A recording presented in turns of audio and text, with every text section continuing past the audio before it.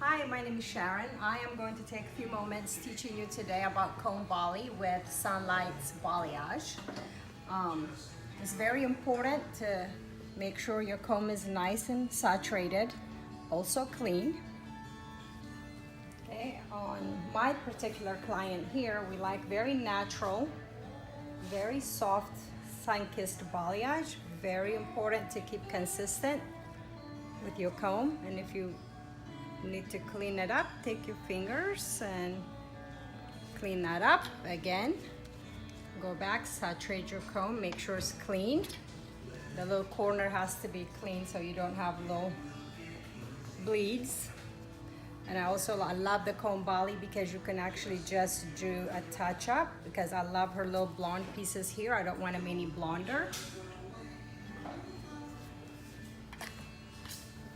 Same thing with the low lights. Make sure comb is saturated, nice and clean.